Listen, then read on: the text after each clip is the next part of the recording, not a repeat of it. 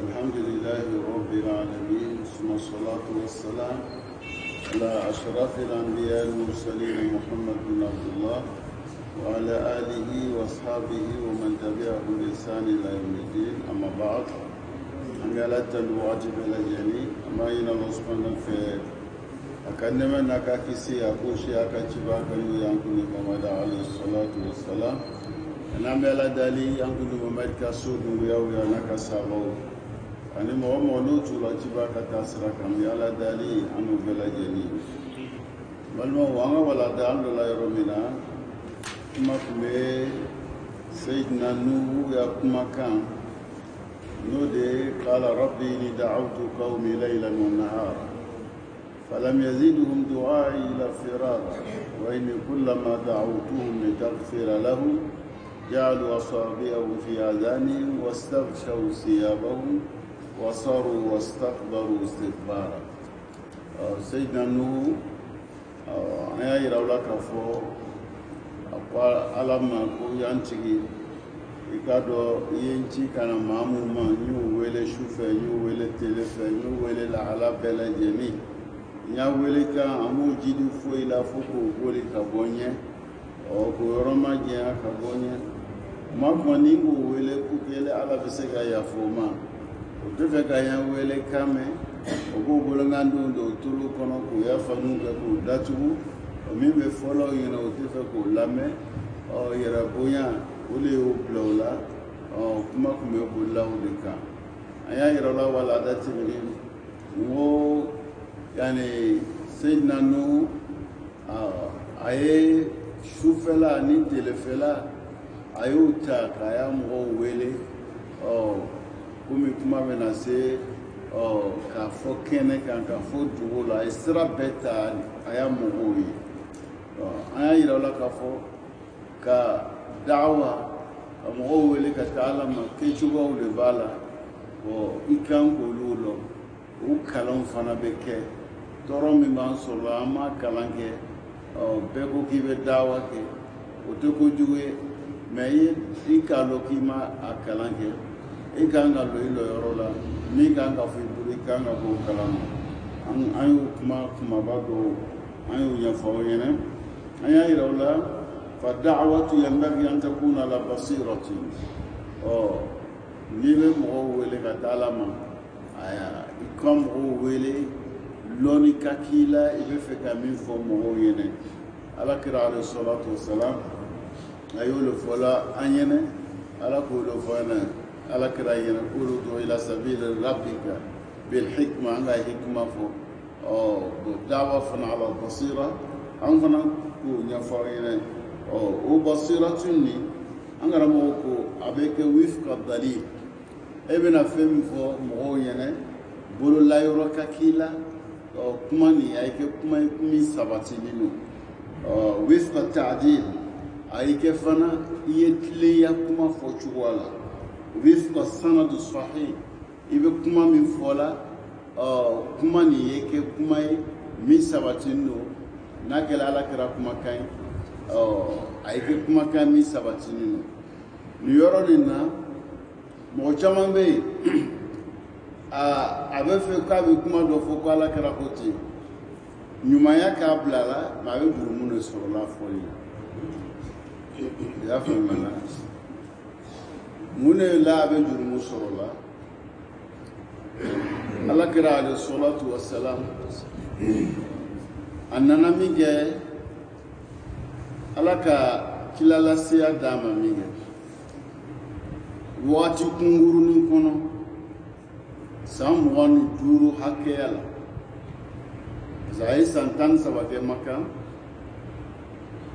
ka san 10 kɛ Madina o fila kɛla san 23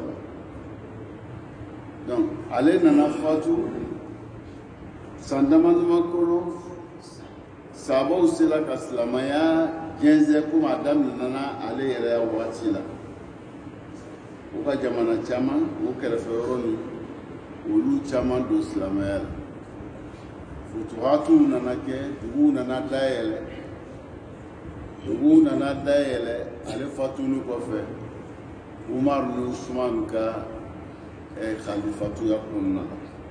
a dɔw daminɛna Abubakar fana la mun kun tɛ silamɛ ye u caman donna silamɛya la silamɛw ka yɔrɔ caman dayɛlɛ silamɛya nana sɔrɔ dɔw ka diɲɛ mara u bɛ taa san 100 yiriga la u bɛ ka diɲɛ mara n'o ye Arum wal Furs Rumu ni Fursu san 100 yiriga o diɲɛ bɛɛ b'olu le bolo komi an bɛ wagati min na Amérique ni Russie olu bɛ diɲɛ marala cogoya min na olu kama fana Al-Furs wa Rum olu bɛ ka diɲɛ mara mais Ala kɛra nana san dama dama ale fatuli san 27 tɛmɛni kɔfɛ a ma se Rubul Qarn yani san 34 dafɛ silamɛya sela yɔrɔ bɛɛ Faransi min bɛ yen n'a bɛ Faransi ko mɛnna o y'a capitale tɔ ko Paris ka daminɛ Madina o k'a dayɛlɛ fo ka taa se capitale la ani capitale ye cogo min 70 تقريبا 75 كيلو ما بين عاصمة فرنسا وما وصل إليه silamɛw sela yɔrɔ min na k'a daminɛ Madina ye fan fɛ fo ka na se o ni Paris 75 km kilo 75 a bɛɛ k'a bɛɛ dayɛlɛ ka kɛ silamɛ ye jamana dɔ bɛ b'a fɔ ma ko Espagne tun bɛ silamɛw ta mara la u k'a bɛɛ dayɛlɛ u b'a fɔ ale ma ko Andalus o Espagne silamɛw k'a bɛɛ dayɛlɛ université 6 le tun bɛ walima 7 o tun bɛ Espagne a bɛɛ bɛ silamɛw ka marali kɔnɔ olu kama mɔgɔw bɛ bɔ faragɛw jamana ye Faransi ka na Espagne o bɛ na silamɛya le kalan a bɛ diinɛ a bɛ lɔnni fan fɛn ye la a bɛɛ daminɛna o yɔrɔ la u nana kalan fɛ Espagne yani o kɔnɔna la fanga tun bɛ mun na san 100 yiriga n'olu ka diɲɛ mara silamɛw sela k'u ka fanga bɔ i b'a faamuya la Furs wa Rum olu benna donc fanga bɛ silamɛya le bolo sisan i b'a faamuya la e ka san 100 yiriga k'e bɛ diɲɛ mara la ni dɔ nana k'i ni yasila ele y'a fanga tiɲɛ i bolo o bɛ i bɛ kɛ di o tigi n'o tigi bɛ di a fa tɛ ja a bɛ ja wa n'a tɛ ja a bɛ mun kɛ ale bɛ sira bɛɛ le ta a bɛ se k'aw fana ka fanga tiɲɛ cogoya min na wa ale fana b'o sira le ta bari o mun kɛla silamɛw k'olu ya fanga tiɲɛ olu fana ma sigi u bɛ fɛ k'o u bɛ se k'o ta juru sara cogoya min na o fana b'o sira ta o dɔ le ye ka se ka silamɛw ko don ɲɔgɔn ma olu ka hami n'o ye ka silamɛw ko don ɲɔgɔn ma o bɛ kɛ cogo di o dɔ ye o sira dɔ ye o bɛ na k'a kɛ ko olu ye silamɛ ye o bɛ don ko o donna silamɛya la ka sɔrɔ o ma don silamɛya la pour que o se ka gbɛrɛ an na ka se ka o da laɲini kɛ Umaru fagala jɔn bolo mun k'o yɛrɛ kɛ silamɛ ye ka don silamɛw la ka se k'a faga Usman bin Affan ale fagala cogo di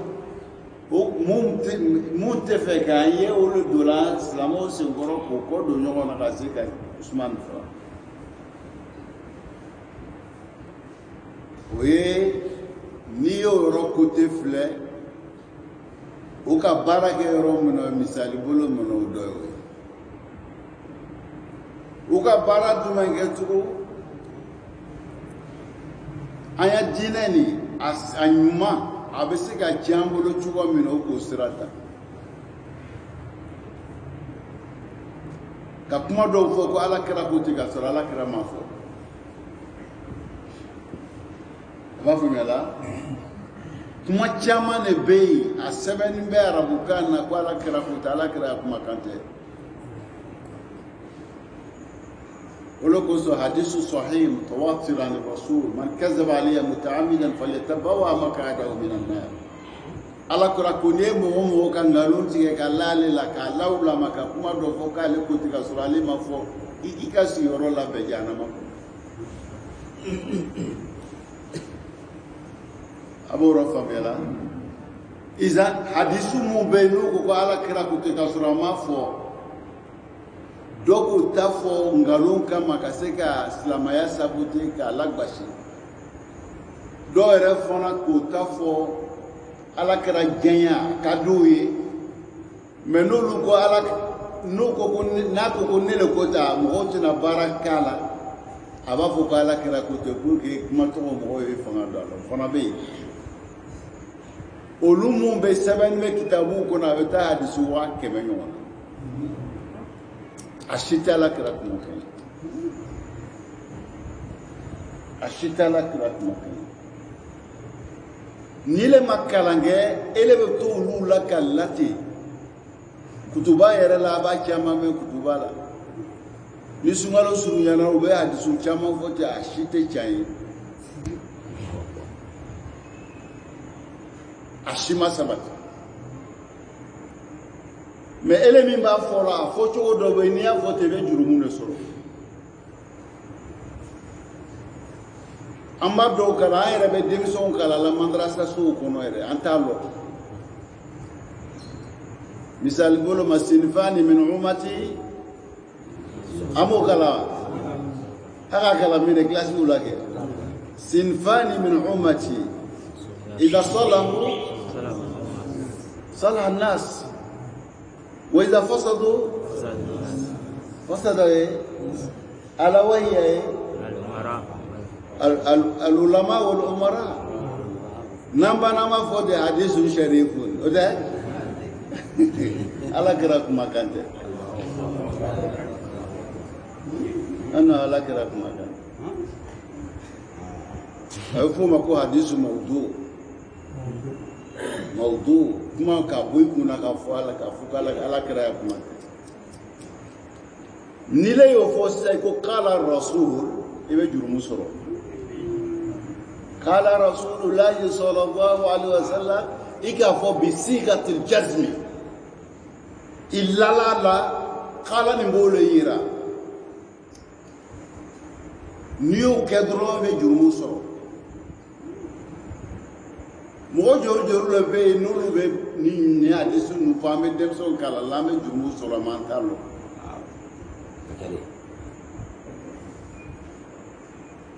donc niveau yo fo wa fo chudi warada fil asr qila bi sighat at-tamrid ele rasgala la warada fil asr ana sinfani min ummati la salahu das janna kanu hadis kuma kai mala kala le kuma kante kuma koroji ako mo sufla be no nyana mo be nya ni lon ba o nyana masau nyana mo be nya se ngalo do ya no lu chena ni lon ba o chena nya mo o chena mo jama be che o chane makakena ya kai malakara le akuma kante ni le do ko kala kira kuma kai ngalo di kala kira mo fo mi yakuma kai malele ma fo ika ngalo lala ale digo man kazaba alayya mutaammidan falyatabawa maq'adahu minan nar kuni ngalo tiga kalale la kale ka fendo fo baso ale mafo ki sigoro la be jarama ko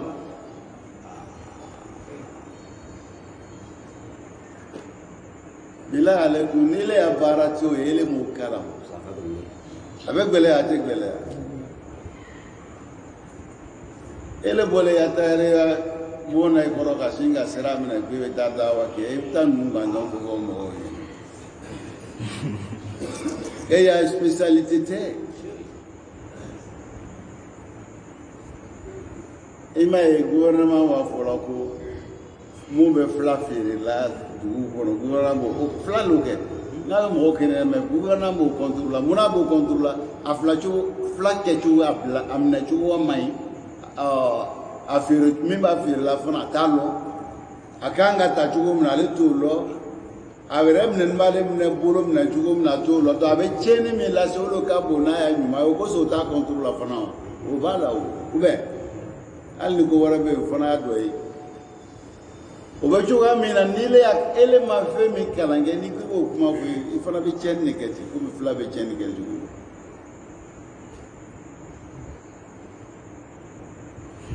اطلبوا العلم من المهد إلى اللحد اطلبوا العلم من إلى السن وأتوا بيلا ولو كان أشيتي على كرف ما كانت يمشي أشيتي يمشي على كرف ما كان كم بالبي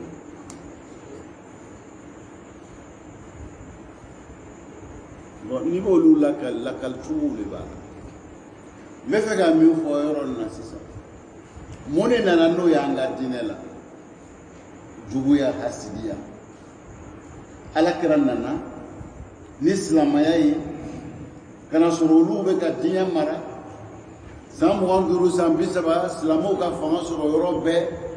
u bɛ ja o ye wa o fana bɛ fɛ k'an kɔ don an ya diinɛ sababa ma o ka sira mun ta o de ye n'u ye a dɔw nana don silamɛya la k'o tɔgɔ kɛ Ismail Muhammad Ishaq u bɛ seri n'an ye misiriw kɔnɔ mɛ silamɛw tɛ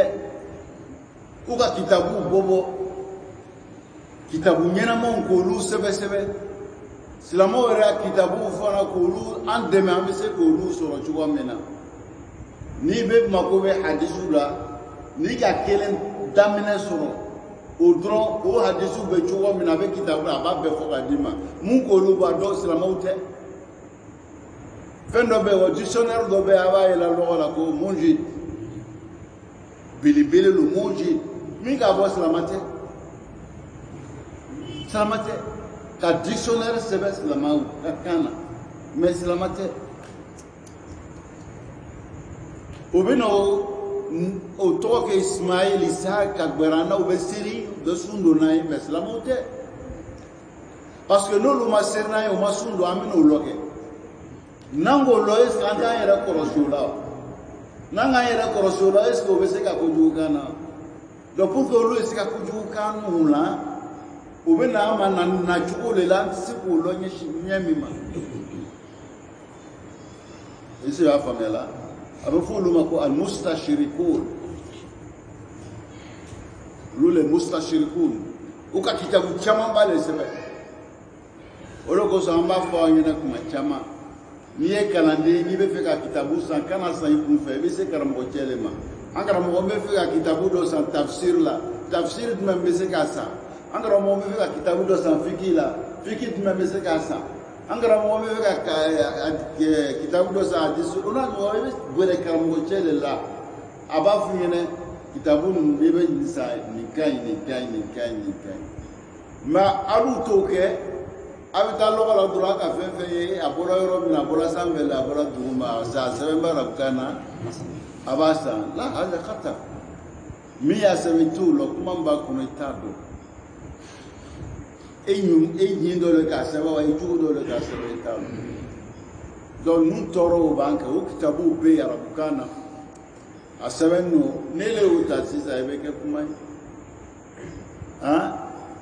Elle est tabi wajulu kelo la ya faamuya ma se o ma ele de bolo dala ke ya waju donc min ka kalan kɛ o k'a lɔ kitabu min bolo i ka kuma min kɛ o k'a lɔ est ce que aw bɛ se ka kuma bɛ se ka bɛn kuma bɛ se ka bɛn n'i y'a sɔrɔ i danna i danyɔrɔ la mais e ma dan i danyɔrɔ la i bɛ fɛ ka i ya dajiya ta sisan ka kuma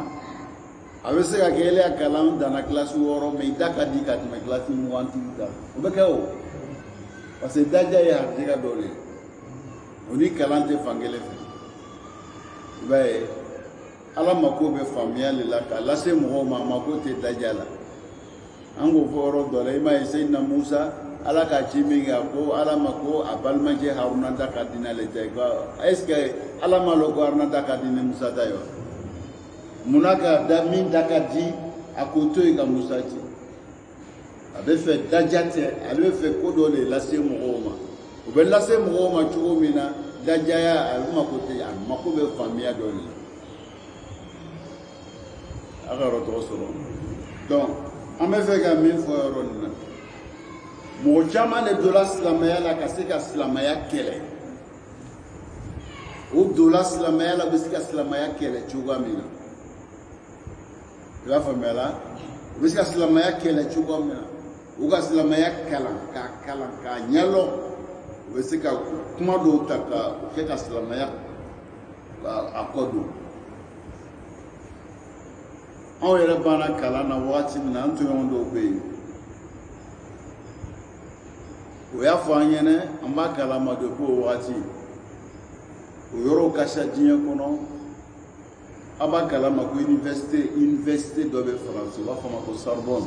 o ye arabukan kalan mɔgɔw bɛ taa i bɛ doctorat ninnu bɛɛ to ta arabukan na o bɛ faransi o a b'a faamuya la n'i taara o fɛ i n'u bɛ i bɛ ya doctorat kɛ n'i ka doctorat kɛ olu b'i labɛn ka ɲɛ k'i ci ka taa o ɲɛna yɔrɔ la i bɛ baara kɛ olu ya compte la i sara ka ɲɛ tu es bien payé an n'u banna kalan na min kɛ an tɔɲɔgɔn dɔw tagara o yɔrɔ la i b'a faamuya la i bɛ lafiya i balo ka ɲi i bɛ mɔbili ni so a bɛ assuré ninnu bɛ i bolo i bɛ baara kɛ ka bɛn olu ka miiriya ma diɲɛ fani b'o ɲɔgɔn de la n'i jigi tigɛla o de b'i bila o yɔrɔw la tagaw la kalandenw jigi tigɛla o ma dɔn ko Ala bɛ se ka o balo n'i ka kalan kɛ ten k'i jigi tigɛ Ala la i pɛridi la o de b'o se la o yɔrɔ caman hali karamɔgɔ baba caman yɛlɛ o ye kuma mun fɔ o seko tɛ dɛ jigitigɛ le k'o bila la o ma la Ala la Ala fana b'o délégué k'o bila o baaraw la donc e de bɛ taa fɛn de fɔ i bɛ fɛn de sɛbɛn bɛ silamɛya kɛlɛ ni anw ɲɔgɔn dɔ tagala yen a b'an lɔ a b'an faw lɔ a b'an baw lɔ sisan an bɔra yɔrɔ min na a b'o lɔ n'anw ye kuma dɔ fɔ aw ɲɛna est-ce que aw bɛ se ka siga o la cogo ka ko Ismaïl Cissé yɛrɛ k'a fɔ a bɛ lala mais n bɛ to danaya min bɛ n'aw cɛ n bɛ to o de la ka silamɛya kɛlɛ k'an yɛrɛ fana kɛlɛ mais a bɛ kɛla diɲɛ de kama kɔnɔbara ma kari o b'a faamuya la sisan nin bɛɛ fɔ kun y'aw ɲɛna mun ye ka mɔgɔw wele ka taa Ala ma kɛcogoyaw de b'a la a ka kɛ ni dalu ye dalu min ka kɛnɛ e min b'a kɛla fana a lɔnni ka k'i la i kana i ta i ka daja ma i bɛna min fɔ o faamuya k'i la i bɛ fɛ ka fɛn min fɔ a faamuya b'i la a lɔnni b'i la ɔ i b'a dɔn i kan k'a fɔ yɔrɔ min na i kan k'a ta yɔrɔ min na n'o ma kɛ kuma caman de bɛ yen olu b'an yɔrɔ ma janya Ala la o t'an yɔrɔ ma surunya Ala la i y'a faamuya la o camanba de sɛbɛn bɛ arabukan na tafsir mun bɛ yen o ni kuma mun b'a la o kuma sabatilen tɛ o de ka ca kuma sabatilen tɛ yen yahudiyaw ka kuma dɔ fɔ o bɛ n'olu ta k'olu lakari n bɛna misali dɔ d'a ma an y'a wajulikɛlaw yɛrɛ b'a fɔ ko Ayuba Seydina Ayub a k'a mɛn kɛ ko bana k'a minɛ tumu k'a dun k'a yɔrɔ bɛɛ dun an b'olu mɛn yan nka a bɛɛ ye nkalon mɔgɔ min ka di Ala ye Ala ya mɔgɔba a ka mɔgɔ min kɛrɛkɛrɛ k'o ta k'o bila ko ka taa a ka diinɛ yira mɔgɔw la Ala bɛ tumu bila o la tumu b'o yɔrɔ bɛɛ dun mɔgɔw bɛ ɲiga o la sigida la hakili bɛ sɔn o ma cogo di min ye tiɲɛ ye bana k'a minɛ bana mɛnna a la o de ye tiɲɛ ye kurana k'o fɔ an n'u kun tɛ yen Alakira nana o de fɔ an ɲɛna Alakira k'a fɔ an ɲɛna ka dan yɔrɔ min na an n'u bɛ dan yen Ala ka Ayuba lajarabi ni bana ye a sabarila o de fana ɲinina an bɛɛ fɛ n'Ala ka bana layi ka i ka sabari ka bana kɔrɔ mais k'a lakari ko tumu donna a la tun a bɛɛ ye nkalon hada la yaliku bi makami nubuwa abadan nabi ɲuman ala ka mɔgɔ min sɔndi k'a kɛrɛkɛrɛ k'a bila ka di k'a ye taga ale ala ta ɲɛfɔ mɔgɔw ɲɛnɛ ala bɛ t'olu bila k'o kɛ mɔgɔ jasini dugu kɔnɔ tumu b'a dunna ko f'a yɛrɛ bɛ tumu dɔw ta k'u bila yɛrɛ kan hada kisa israiliyat a ye ɲininkali kɛ a k'a kuma ye yɔrɔ jumɛn na est ce que ala kɛra le k'a fɔ wa an ya kitabu min sabati bɛ a t'a si la yahudiw ya kuma le nin ye an b'o ta cogo di k'o lakale an ya kitabuw kɔnɔ hada la yaliku bimaqami nubuwwa abadan bana k'a minɛ parce que adamaden don bana b'a minɛ bana yɛrɛ ka ala kɛra minɛ bana ma ala kɛra minɛ wa bana k'a minɛ bana fana ka Ayuba minɛ a ka mɔgɔ wɛrɛ minɛ min n'o fana tɛ kelen k'o ye adamadenya sabati k'a yira mɔgɔw la mɛ an juguw de bɛ ninnu lakali o ya kitabuw kɔnɔ an n'u bɛ n'o ta an b'o lakali mun na ni dɔ t'i bolo i b'o ta ta mɛ a b'an bolo est ce que an n'u bɛ Ayuba lɔ cogo di jɔn de bɛ alakira mantonw na n'o bɛ Ayuba lɔ o fa t'a lɔ o ba t'a lɔ an ye wagatiw tɛ kelen an n'u ka Ayuba lɔ de alakira le fɛ alakira le ka to an ka Ayuba lɔ ala ka korona min di alakira ma a ka Ayuba ya kuma min fɔ ka bɛn yɔrɔ min ma an bɛ dan o yɔrɔ le la ou bien an tɛ dan o yɔrɔ le la wa ni le ye fɛn fɔ min n'o tɛ kɛ i ka nkalon tigɛ e ka Ayuba lɔ cogo di kayfa araftahu ni kuma ninnu bɛ dakaikul akbar duratu nasihi qala sheikh ni kumaw b'o sɔrɔ kitabuw le kɔnɔ la asasa lahu min nasiha qisa israiliyat mɔgɔ minnu ma sɔn ala la an ya ciden min cira ka na o ma o ma sɔn o la an n'u bɛ n'olu ya kumaw minɛ cogo di k'an bɛ baara kɛ n'o don dɔ la alakira alayhi salatu wassalam a ka yahudiw ya kitabu dɔ ye Umaru bolo alakira dimina fo k'a ɲɛ wuli a ko Umaru ma hali ni Musa tun bɛ yan Musa tun bɛ na ta to yen ka tugu ale kɔ kuma tɛ mun de b'ile bila la ile bɛ olu ya kitabu dɔ ta k'i b'o filɛ la ala kɛra jamana Umaru kunna munna bɛ jama kunna a b'a dɔn Umaru ye mɔgɔ min ye Umaru ye mɔgɔ min ye a b'a dɔn mɛ u bɛɛ n'a ta a jama kunna o tɛ jama tɛ Umaru ye dɛ jama ye mɔgɔ min bɛ na Umaru kɔfɛ a bɛ kɛla le ka hakili di o ma k'a yira an na min b'an bolo o b'an wasa an mako tɛ ko an ye dɔ ta olu ta la i b'a faamuya la olu kuma jumɛn bɛ ni yahudiyaw m'o fɔ ya nabi ɲumanw ma u y'o kɛ o ye dɔw kɛ dɔlɔmina ye yahudiyaw o y'a bibulu kɔnɔ ka o y'a ɲami ciden dɔw kɛ dɔlɔmina ye ka ciden dɔw kɛ jɛnɛyakɛla ye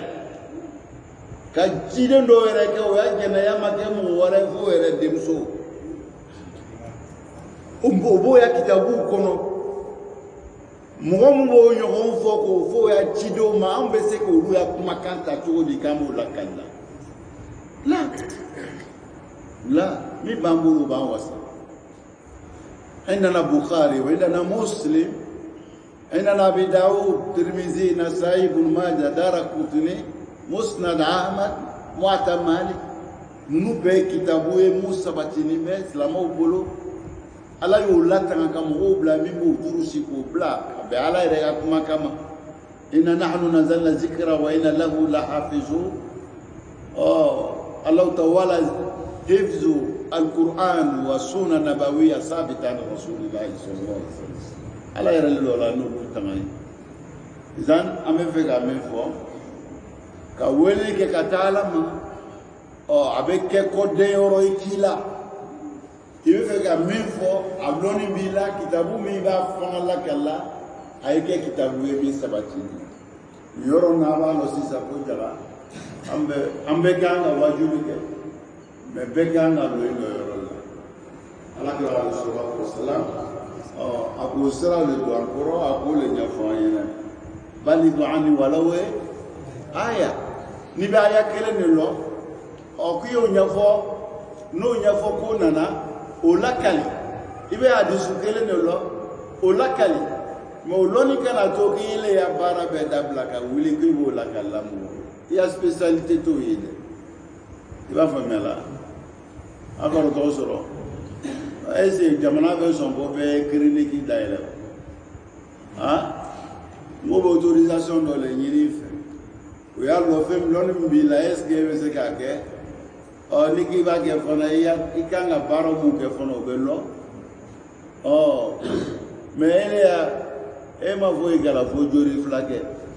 ne tala ke mo opération qu'elle a écrit ko la c'est au timine gouvernement avec moleka parce que niveau mbi là tu on te permet pas d'avoir les opérations que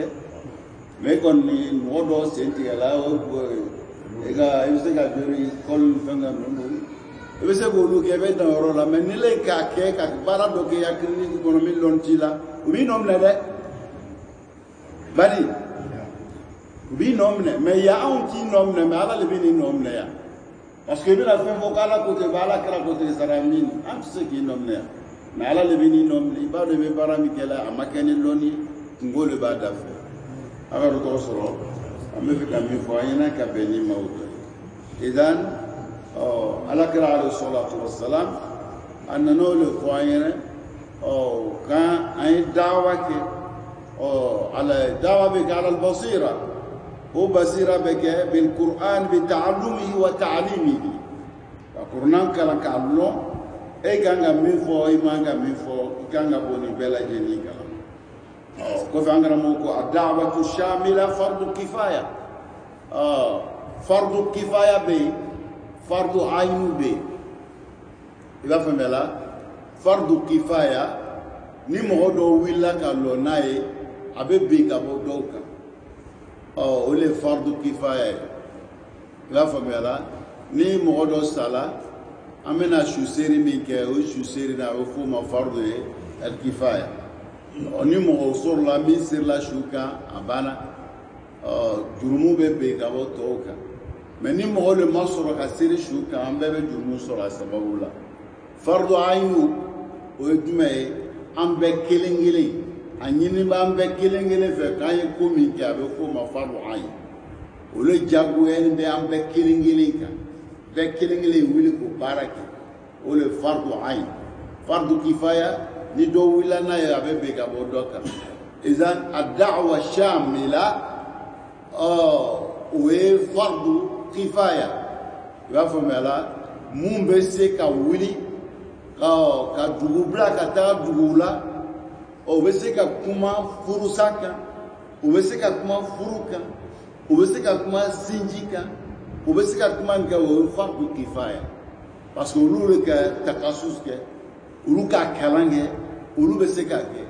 mais ele m'o kalan kɛ ni le k'i b'o baara kɛ la a man ɲi parce que i t'a dɔn i kan ka dan yɔrɔ min na i t'olu lɔ donc i bɛ ɲuman sira ta la i ya ɲumanya bɛna kɛ tɔɔrɔ dɔ y'i ma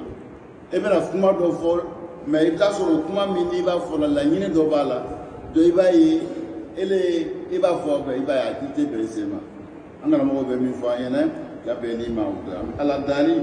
faamuya k'o ɲuman k'o nɔgɔ ne ni aw ma ya rabbi alamin kɛla idan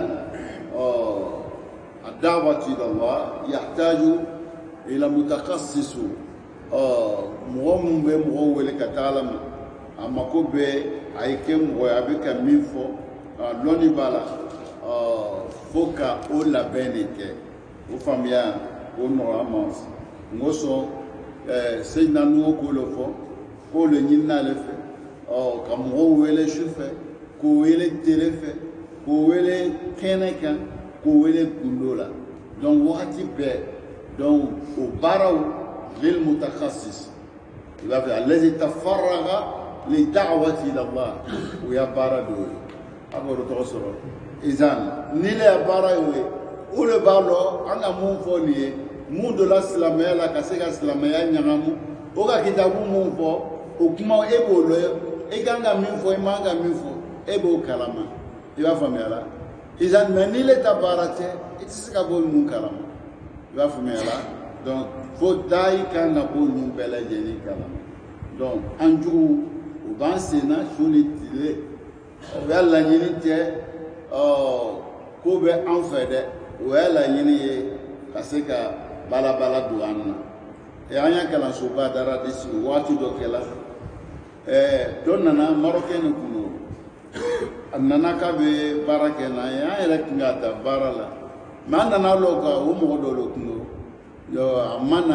hakika can kun t'a da a nana laɲini dɔ kun b'a la an somɔgɔw ma min kɛ an ka labila o kɛla ya waati dɔ la dara sisan mɛ k'a yira la a mɔgɔw b'an sen kɔrɔ a y'a yɛrɛ kɔrɔsi o la donc an n'u tɛ ko jate minɛ joona ko bɛ ɲagamu tuma min na an bɛ sɔrɔ ka wuli k'an b'a daminɛ donc mɔgɔ mɔgɔ bɛ n'an fɛ an b'a jate minɛ an kana an ka silamɛw to yɔrɔ kɔlɔsi la donc i b'a ye la dɔw nana yani n'o kumana dɔrɔn an bɛ se ka la o la o bɛ ne lɔ ko n'ale tun bɛ kerecɛnya la min bɛ kerecɛnya la k'ale sukola ka tasuma ye ko n'i ma don silamɛya la i bɛ don nin de la tere fila ye kɔrɔ ale nana ko ale ye silamɛ ye o tɛ donc a ka yɛrɛ kɛ silamɛ ye tere fila donc dɔɔni kɔrɔninw bɛ la ale kɔrɔ ko ka muso ɲini ka d'a ma o ye denmuso dɔ ɲini ka d'a ma a tɛ kɛ ten dɛ caman ko denw furu tɛ o furu ma ɲa a ma ɲa dɔw donna o silamɛya la ten a ma ca kun tɛ nin bɛɛ ka silamɛya lagbasi o de an ye diinɛ an y'a kɔlɔsi an y'a kɔlɔsi a y'a faamuya la an y'a kɔlɔsi surtout cɛkɔrɔbaw aw lamɛn mɔgɔw la kojugu dɔ bɛ na i den nɔfɛ an b'o dɔ ye la bɔn e le tɛ silamɛ ye ne tun ye silamɛ n tun bɛ na d'i ma a bɛ taa tunu dɔrɔn kalo kelen kalo fila la k'ale ye maa dɔ ye ɔ k'a silamɛya la denw bɛ d'o ma i b'a ye o furu tɛ ɲa i b'a faamuya la can tɛ u b'a kɛ la ka bɛn ko dɔ a can b'a la dɛ mɛ dɔw tɛ can ye i bɛ kuma fɔ i b'a fɔ a fɔcogo la can b'a la dɛ mɛ a caman tɛ can ye an ka caman ye a si ma ɲa donc an bɛ fɛ ka min fɔ an ɲɛna nin yɔrɔ in na a da'wa inni n'u ko qala rabbi inni da'awtu qawmi layla wa nahara ما معنى الليل والنهار أي دائما واتبع في الصباح في الظهيرة وفي المساء في اللقاء في كل الأحوال واتبع لجميع هذا من خصائص المؤمن مؤمن كبارة دوي واتبع إن على كل بينون أنغرا مو بمي فولا أنينا كبني أيان ما كوجا إذن أنغرا موكو سيدنا نوح أين بلا جنين كشوفت لفة فلم يزيدهم دعائي إلى فرار عليك وجل أبيكو ولك تعلم أمو جدي فويلا كوكو بولي كوايا لأن الإنسان له اختيار ولو كان مع رسول الله صلى الله عليه وسلم هو قيمة البشر وأفصح الخلق وحبيب الحق وهو سيد ولد آدم وأكمل الخلق وهو الرحيم اللطيف الكريم إذا كان معه ولم يكن هذا الإنسان يبتغي وجه الله ولا يرجو الله والدار الآخرة عندنا موضوع فلان على كرة دفن مكوبلا جنينا جو سوب جو نمايا ببالا خلاص على يره كابو بويا ولاك يا فهملا من موضوع بي ni bene alakara ni le jowo mai ingenia mai ni bene alakara utise ki lanya de foi jowo enya ingenia enya o misale ni le bene alakara ingenia mai o ikene alakara utinya de donc o ko ro di sisa amumbe ni onangenia mai al nambe ni alamo yo tan lanya de o kuma laɲini n'o ye donc fo i ŋɛniɛ ye ɲa i ya laɲini ye ɲa ala ko i diya i la lahara ko i k'i ya donni na n'o yela i la ala b'i dɛmɛ ka bila ka fara o de kan n'o ma kɛ la ala bɛ min fɔ la n'an karamɔgɔ b'o la ka la an ye o dɔ le ye idan daima ko be mina al qudwatu salih la digil ko nyuma ala karala liman kana yarju Allah wal yawmil akhirah wa zakara Allah kaseeran momi e makobe alala ilande ala kula la harabiya kula utila mo yani ujo min yirina ufe nganya nyana ila la ala kula la harabiya kula ibe ala bi de me kalaw mais on be bi on yere lante ala kula iba ila an lante ala kula ni le be ala bara lawla iba chinafa atinafa idan an bɛ ka min fɔ an ɲɛna nin a ye hakili to a la n bɛna misali dɔ wɛrɛ d'a ma o kana bonya aw hakili ma jamana dɔw bɛ yen olu y'a kan ye arabukan de ye a b'o kalama han o y'a kan ye arabukan de ye olu o ka arabukan de kan n'i bɛ fɛ ka baara kɛ biro la i bɛ ka baara kɛ biro la i bɛ baara kɛ ni biro arabukan de ye français t'olu fɛ anglais tɛ yen olu y'a kan ye arabukan de donc arabukan min o y'a kan ye n ye silama ye o tɛ dɛ silama o min tɛ silama ye o arabukan kelen na a bɛɛ b'o de fɔ a bɛ baara kɛ o de la halas n'o ele ka arabukan de kalan e de y'a kan n'o ye olu bɛ baara bɛ ɲini n'o kan de ye ele de tɛ silama ye n'i ka baara sɔrɔ kalanso dɔ la i b'a kɛ wa i t'a kɛ i b'a kɛ wa i t'a kɛ i b'a kɛ e ma baara wɛrɛ sɔrɔ fo o kalanso n'o ka korona d'i ma k'i y'a kalan i b'o t'o kalan la wa est ce que o kɔrɔ le k'e lamɛn korona na parce que i y'a kan n'o arabukan ye o de bɛ baara la jamana la i bɛ baara kɛ n'o kan i bɛ denmisɛnw kalan o kan de la o t'i le bila k'e ye la k'e ye se o caman de fana bɛ yen baara b'an bolo dɛ a kɔrɔ ye donc misira ninnu bɛ ten de misira arabuw lo arabukan de bɛ fɔ yen donc olu bɛ baara o ya biro la yahudiya a nasara o mɔgɔ miliyɔn yiriga de bɛ misiranga yɛrɛ yɛrɛ ye misiranga yɛrɛ yɛrɛ yahudiya o miliyɔn yiriga de bɛ yen silama miliyɔn yiriga de bɛ yen o bɛɛ y'a kan ye arabukan kelen de o bɛ baara kɛ n'o le biro la donc yahudiya dɔ bɛ se ka kɛ ale bɛ baara min kɔ a m'o sɔrɔ n'ale m'o sɔrɔ n'ale nana mɔgɔ kalan sɔrɔ a b'a kɛ n'u ka hadisiw d'a ma n'u ka kitabu fɛn fɛn d'a ma a bɛ denmisɛnw kalan la donc u bɛ to o de la sisan olu yɛrɛ bɛ se ka kitabu dɔw sɛbɛn o kɔrɔ de a ka min sɛbɛn ko tiɲɛ don wa a y'a balo sɔrɔ sababu b'o de la a b'o de kɛ i b'a faamuya la misali bolo ma ele ka école de kɛ gouvernement min bɛ baara an bɛ baara kɛ yan français le tɛ yan wa mais ele ma baara sɔrɔ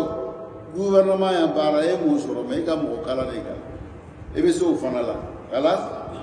est ce que ni ele n'o k'i le bila k'e taa français di cours di o y'a collège privé mun dɔ la min i tɛ taa di han n'o k'olu fana dɔ bila ko i na français da an ya kalankɔrɔ la o tɛ na français an t'o ta la o tɛ français di la ma o ye français min di la ma o kɔrɔ de k'olu bɛ silamɛ le k'o lanimaya t'a la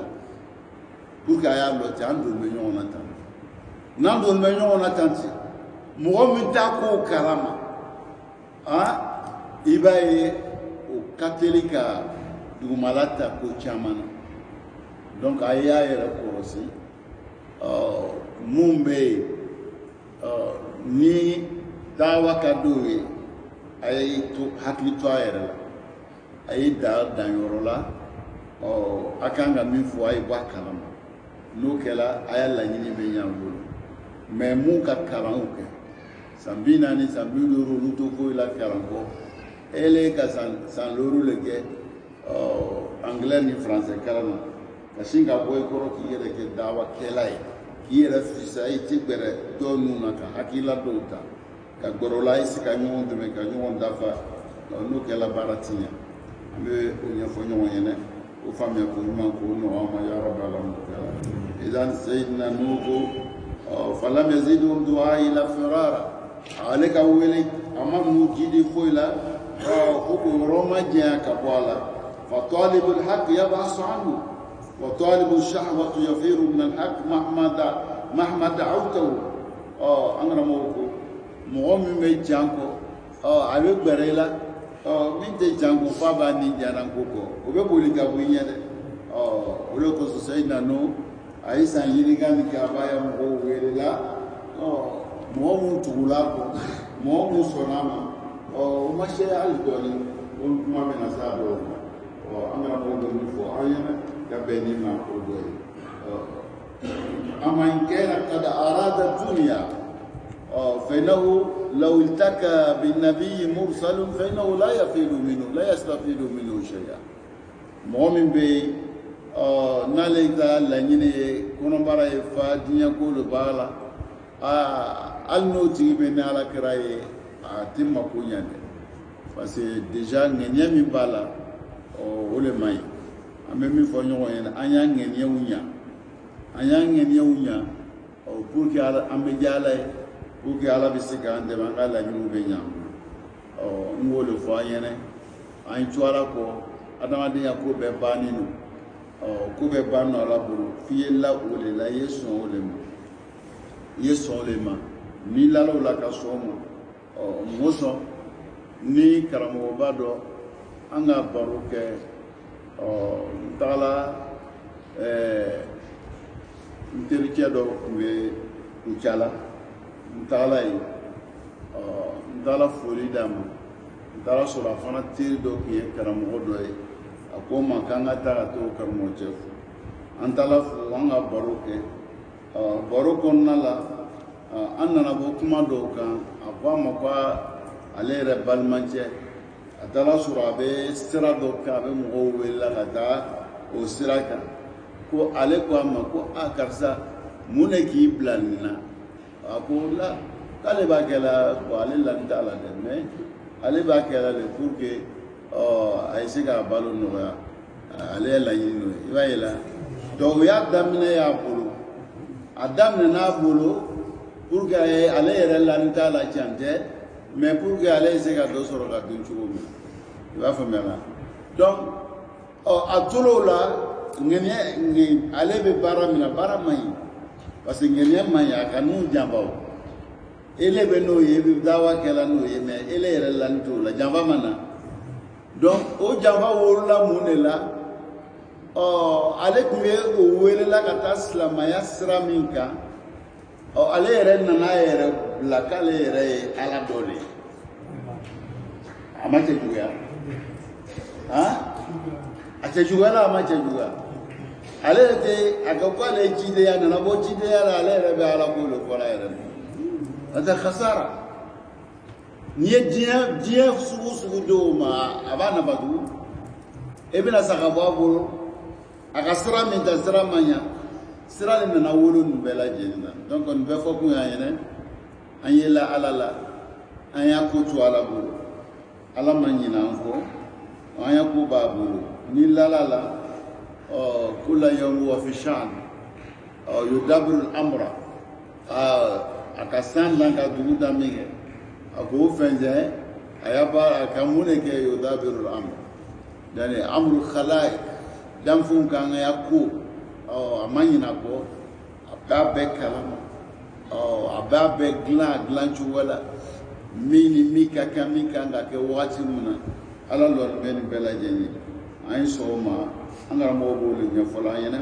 sayyidna no akaya mo wele shufa ko wele telefe me amuna famuna ngeniya umanya la nyinu umanya roma jana kabo sayyidna nula ala ka min fo nangara mo bolu la kalayen hukuma bawde ni onala sonama nala wati wora do anshi kono anya blaro mina taika wati wora do anshi kono ya rabb alamin kala hada wassalamu alaikum wa rahmatullahi ta'ala wa barakatuh.